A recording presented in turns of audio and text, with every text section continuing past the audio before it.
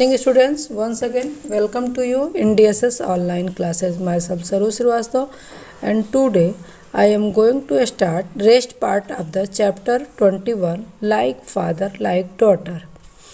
So let's start the rest part of the chapter.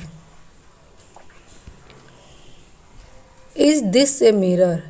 Students, in this topic we discuss about two twin sisters. In this mirror, इसमें बच्चों हम लोग पढ़ेंगे दो twin sister के बारे में जो पूरी तरह से हम शक्ल हैं, मतलब एक दूसरे जैसे देखने में, एक फेस और फीचर एक जैसे हैं बस, बट उनकी कुछ जो आदतें हैं वो क्या है, डिफरेंट हैं, जिससे हम उनको आइडेंटिफाई करते हैं. So let's start about this. Look at the next page. Is Saroja standing in front of a mirror and this is her twin? Did you get confused?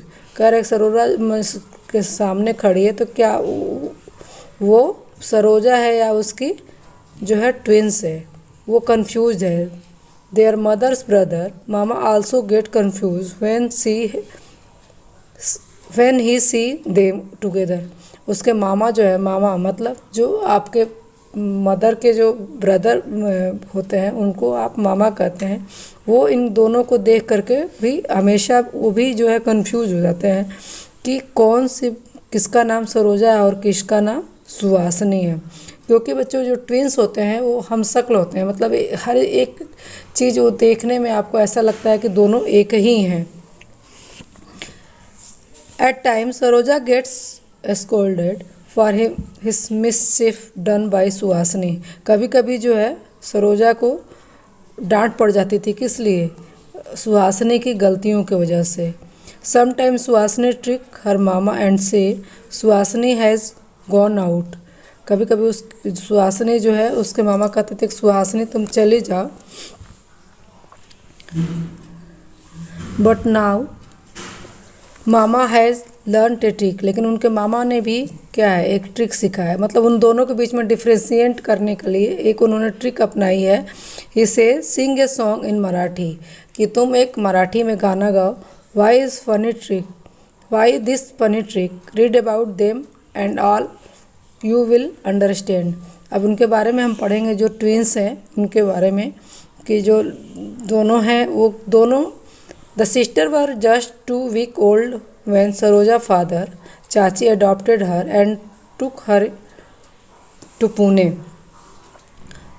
जो सरोजा, जो दोनों सिस्टर है उसमें से एक जो है अडॉप्टेड कर ली जाती है उनकी चाची के द्वारा, और वह उसको पुणे लेकर चले जाते हैं. एवरीवन इन चाचीज house is a very fond of music. और उसकी फैमिली में जो है, चाची की फैमिली में है क्या है, बहुत ज़्यादा म्यूजिक के लोग शौकीन हैं. Morning begin with music in the house. उनके घर की जो शुरुआत होती है वो कैसे होती है, म्यूजिक से होती है. Saroja knows many song in both the language Tamil and Marathi. Saroja जो है चूँकि चाची के पास रहती है तो वह 2 तरह की लैंग्वेज जानती है और दोनों तरह में बहुत सारे गाने जानती है. कौन कौन से, तमिल और Marathi. At home everyone speak Tamil and at school most of the children speak in Marathi. चूँकि वो महाराष्ट्र में रहते हैं तो इसलिए वहाँ की लैंग्वेज क्या है, मराठी है. तो घर पे तो सभी लोग तमिल बोलते हैं, लेकिन जो है वो स्कूल में मोस्टली बच्चे जो है क्या बोलते हैं, मराठी, क्योंकि वहाँ की वो लैंग्वेज है. Suhasini stay with her father in Chennai. Suhasini जो ट्विंस में से एक तो अपनी चाची के साथ चली गई, दूसरी जो अडॉप्ट कर ली गई, दूसरी जो है अपने फादर के पास चेन्नई में रह गई. तो उसके फादर जो क्या है, कराटे के कोच हैं.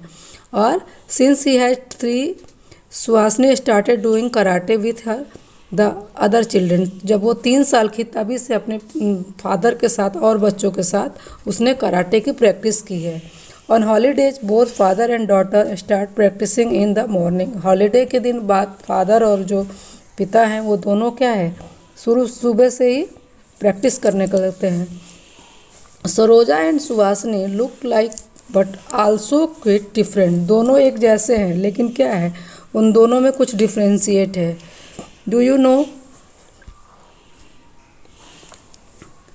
उनमें डिफ्रेंशिएट क्या है, क्योंकि एक जो है तमिल बोलती है, दूसरी क्या है, तमिल नहीं बोलती है.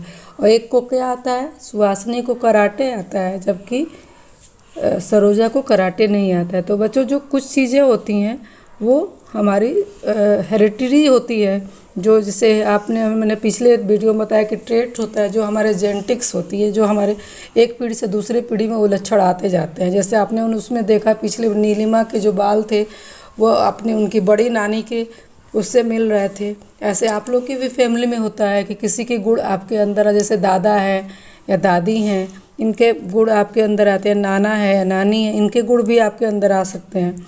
लेकिन कुछ चीज़ें होती हैं जो हमको स्किल हम अपने इन्वायरमेंट से सीखते हैं, जैसे स्किल डेवलपमेंट। जैसे मान लीजिए कि म्यूजिक सीखना, ड्राइविंग करना, प्लेइंग करना, कोई पर्टिकुलर गेम खेलना, तो ये सारी चीज़ें हम अपने इन्वायरमेंट से सीखते हैं, जो कि हमें ये ट्रेट में नहीं मिलता। मतलब है आनुवांशिक नहीं होता, कि ज़रूरी नहीं है कि अगर एक बच्चा उसके फादर प्लेयर है तो वो प्लेयर ही बने, सिंगर है तो सिंगर ही बने, ये हमारे अंदर ट्रेट नहीं आते हैं। Do this interesting survey in your class, right how many children can do this. अब इसमें एक सर्वे दिखाया गया है कि इसको आप अपने क्लास के अंदर करके देखेंगे कि कितने बच्चे इसको कर सकते हैं। जैसे first, without touching your teeth fold your tongue toward the back of your mouth. जैसे इन्होंने एक्टिविटी ये सारे करके दिखाया, इसको आपको करने हैं। Real tongue bye lifting it from the sides, अपने टंग को रोल करके चारों तरफ से। ऐसे ये सारी एक्टिविटी आपको करने होंगे। Now but not this from parents. जैसे आपको बताया कि कुछ चीज़ें जैसे आपके फेस हैं, कलर हैं, या कुछ और ट्रेट जो है आपके फैमिली से आ सकते हैं, बट हर चीज़ आपकी फैमिली से हेरिडिटी नहीं होती है, वो लक्षण आपके अंदर नहीं आते हैं। जैसे कि कोई डिजीज़, अब यहाँ पे हम लोग पोलियो के बारे में डिस्कस करेंगे। पोलियो जो है वायरस से डिजीज़ होता है, ना कि पेरेंटिकल, यानी कि हेरिडिटी नहीं होती है, कि ज़रूरी नहीं है कि किसी के अगर पेरेंट्स को पोलियो है तो अगली जो जनरेशन होगी उनमें पोलियो होगा। इसी को लेकर के इसमें डिस्कस किया गया है। Sati was only a few months old when one of her legs was affected by polio. Sati केवल अभी कितने दिन, कुछ ही महीने की थी कि उसके जो एक पैर जो है पोलियो से अफेक्टेड हो गया। But she never left this come in the way of her work and her life. लेकिन उसको अपने लाइफ में कभी भी अपने काम के बीच में उसने आने नहीं दिया। Walking long distances and climbing many stairs has been a part of her work. लंबे दूरी तक चलना या स्टेयर्स पे चढ़ना उसके जो वर्क थे उसका एक पार्ट था, बट उसमें उसने उसको इस चीज़ को ये फील नहीं होने दिया कि उसके पैर जो है पोलियो से हैं। Now Sati is married. अब वो सती क्या है, बड़ी हो चुकी है और उसकी मैरिड हो गई है। Some people tell her not to have any children. बहुत लोग कहते हैं कि उसको कोई चिल्ड्रन नहीं, बच्चे नहीं रखने, मतलब पैदा करने चाहिए। क्यों? क्योंकि उसको भी पोलियो हो सकता है। सी इज आल्सो वरीड, उससे वह बहुत दुखी भी है दैट ही चिल्ड्रन में आल्सो गेट पोलियो, क्योंकि उसके पेरेंट जो बच्चे होंगे क्या उसको भी पोलियो हो जाएगा। इसलिए उसने इस spoke to a doctor about this, इसलिए उसने इसके बारे में डॉक्टर से कंसल्ट किया। तो बच्चों ये जो है, हाँ कुछ डिजीज होती है जो हेरिडिटी होती है, एक पीढ़ी से दूसरी पीढ़ी में जाती है, लेकिन पोलियो क्या है, वायरस से होता है। और ये आपको इसीलिए आपको बचपन में पोलियो ड्रॉप वगैरह वैक्सीन दी जाती है पोलियो की, कि आपको पोलियो ना हो। ये कोई हेरिडिटी नहीं होती है। Now Mendel's, who is Mendel's. अब हम जो पढ़ेंगे जो टॉपिक उसमें मेंडल्स के बारे में बताया गया है, जो कि ये जिनको हम फादर ऑफ जेनेटिक्स कहते हैं, उनके बारे में हम पढ़ेंगे। His full name was George John Mendel's. He was biologist, mathematician and about a church. और वो चर्च में क्या थे, संत थे, मैथमेटिशियन थे, बायोलॉजिस्ट थे। ये आपने फिगर देखा होगा, इस तरह के फिगर आप कहीं देखेंगे तो ये जॉर्ज मेंडल का है। George Mendel was an Australian monk who lived in the 1800s। George Mendel क्या थे? ऑस्ट्रेलियन क्या थे? और वो क्या थे? मॉन्क थे। मतलब वो बाद में अभी आपको बताएंगे हम कैसे उन्होंने मॉन्क बन गए। मॉन्क मतलब होता है सेंट, साधु। Mendel conduct thousands of experiments on pea plant to see how trait, shape, color were passed from generation to generation। Mendel ने बहुत सारे एक्सपेरिमेंट किए पी प्लांट्स पे, और उन्होंने ये उन्होंने देखा कि कैसे एक पीढ़ी से दूसरी जनरेशन में शेप, कलर आदि एक पीढ़ी से दूसरी जनरेशन में जाते हैं। Mendel's is known as the father of genetics, इसीलिए उनको क्या कहते हैं? फादर ऑफ जेनेटिक्स भी कहते हैं, उनके एक्सपेरिमेंट के वजह से। Now Mendel's law. अब मेंडल्स ने क्या क्या लॉ दिए थे ये आपको बड़े कक्षाओं में पढ़ा है, लेकिन बस मैं थोड़ा सा आपको बता देता हूँ। Law of independent assortment, law of dominance and law of segregation। It is a law of heredity that used to tell the characteristics of genes that will appear in new offspring। ये जो law है वो बताता है कि जो characteristics बताते हैं जो हमारी एक जनरेशन से दूसरी जनरेशन में जाती है। और मेंडल ने किस पे एक्सपेरिमेंट किया था? पी प्लांट पे, उसके कलर को लेके, प्लांट की लंबाई को लेकर के और उसके सीड्स के ऊपर उन्होंने एक्सपेरिमेंट्स किया था, जो आप बड़े कक्षाओं में बहुत डिटेल में पढ़ेंगे। Now experiment with the P, rough और स्मूथ। अब उनके जो थोड़ा से जो पार्ट दिया है मेंडल्स के, उसको हम लोग यहाँ पढ़ेंगे। George Mendel was born in a poor farmer's family in Austria in 1822। George Mendel जो है एक बहुत ही गरीब परिवार से, ऑस्ट्रिया के बहुत ही गरीब परिवार से 1822 में पैदा हुए थे। He was very fond of study but the very thought of examination made him nervous. वो जो है उनको पढ़ने का बहुत ही शौक़ था, लेकिन एग्जामिनेशन के उससे वो बहुत ही एग्जामिनेशन को सोच करके, एग्ज़ाम देने के सोच करके वो बहुत ही नर्वस हो जाते थे। वो you too feel the same कह रहे हैं कि क्या आप भी ऐसा ही सोचते हैं कि एग्ज़ाम को देख करके आपके अंदर भी कोई इस तरह की फीलिंग आती है कि एग्ज़ाम ना हो या डर हो जाता है। He did not have money to study at the university. उनके पास इतने पैसे नहीं थे कि यूनिवर्सिटी में पढ़ने जाए। So he thought of becoming a monk in a monastery. इसलिए उन्होंने क्या सोचा? मंक बनने के लिए, मतलब साधु बनने के लिए सोचा, मोनेस्ट्री में मतलब चर्च में। He thought from there he would be sent to study further. उन्होंने सोचा कि वहाँ के बाद वह आगे चल के पढ़ाई करेंगे। Which he was but to become a science teacher he had to take an exam. और वह चाहते थे क्या? एक साइंस टीचर बनना। वो no he got so nervous, और उसके लेकिन वो बन नहीं पाए क्योंकि वो नर्वस हो जाते। That he kept running away from the exam. और वो एग्ज़ाम्स छोड़ देते थे, जिसकी वजह से एंड केप्ट फॉलिंग। क्या हो जाएगा जब आदमी एग्ज़ाम छोड़ देगा? तो आदमी फेल हो जाएगा। तो इस तरह से वो नर्वस हो जाते थे एग्ज़ाम के डर से। But he did not stop to doing experiment. लेकिन उन्होंने क्या किया? अपना एक्सपेरिमेंट जो स्टडी अपनी कंटिन्यू रखी और अपने एक्सपेरिमेंट को उन्होंने रोका नहीं। For 7 years he did experiment on 28,000 plant in the garden of the monastery. Monastery के जो गार्डन था, चर्च का जो गार्डन था, किचन गार्डन, उसमें उन्होंने बहुत सारे एक्सपेरिमेंट किए। इतने सारे एक्सपेरिमेंट किए। ही वर्क बहुत ज़्यादा मेहनत किया। Collected many observation and made a new discovery. और उसके बाद उन्होंने एक नया इन्वेंशन किया, डिस्कवरी किया। Some time which a scientist at that time could not even understand. जो कि उस समय के जो साइंटिस्ट थे उसके बारे में कुछ नहीं समझ पाए थे इस जो डिस्कवरी उन्होंने किया था। They understood it many years after his death. और वो बाद में समझ पाए, जब इस पे उन्होंने काम करना शुरू किया तो वो बाद में समझ पाए जब उनकी डेथ हो चुकी थी मेंडल सर की। When other scientists did such experiment, they read that Mendel had already written.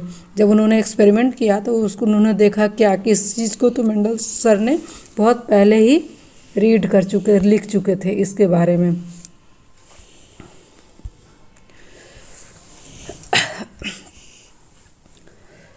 What did Mendel find in those plants? अब मेंडल ने पी प्लांट को लिया और उस प्लांट के बारे में क्या पाया? He found that the pea plant has some trait which come in pairs. Mendel ने पाया कि जो पी प्लांट्स में जो कुछ ट्रेट हैं, मतलब कुछ लक्षण हैं जो कि पेयर्स में आते हैं। Like the seed is either rough और स्मूथ, कि जो सीड है वो क्या है, स्मूथ होगी या रफ होगी। इट इज़ आइदर येलो और ग्रीन। जब उनके कलर के बारे में उन्होंने लिया तो पेयर के बारे में देखा कि या तो वो जो कलर होगा वो येलो होगा या ग्रीन होगा। मतलब एक जनरेशन में वो क्या होगा, येलो होगा, और दूसरी जनरेशन में या तो येलो हो जाएगा या ग्रीन होगा। And the height of the plant, और फिर उन्होंने प्लांट की हाइट को लेकर के एक्सपेरिमेंट किया तो उन्होंने कहा कि या तो वह छोटा होगा एक जनरेशन में, या तो दूसरी जनरेशन, जब आप बड़े कक्षाओं में पढ़ेंगे कि कैसे डोमिनेट होता है, तो वो बड़ा होगा और दूसरी जनरेशन में वो छोटा होगा। नथिंग इन द बिटवीन, बीच का कुछ नहीं होगा। The next generation, the children of A P plant which has either rough और स्मूथ। तो जो दूसरा जनरेशन होगा तो क्या होगा, जैसे आपने बताया कि पहली जनरेशन में अगर रफ है तो रफ ही होगा, दूसरी जनरेशन में या तो रफ भी हो सकता है और स्मूथ भी होगा। Seed will also have seed which are rough और smooth, there is no seed which is mix. और उसमें ना मतलब कोई ऐसा सीड नहीं होगा जो कि बीच में हो, या तो रफ होगा या स्मूथ होगा। या ऐसा नहीं हो सकता कि एक बाइट जो उसका स्मूथ हो और एक बाइट रफ हो।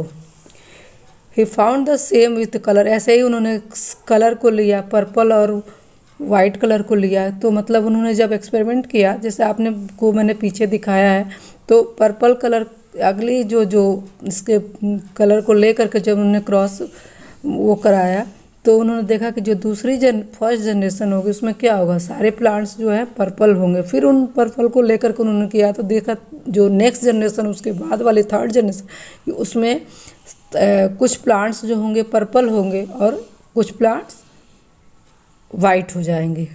तो इस तरह से उन्होंने कलर के लेकर के भी कई एक्सपेरिमेंट किए।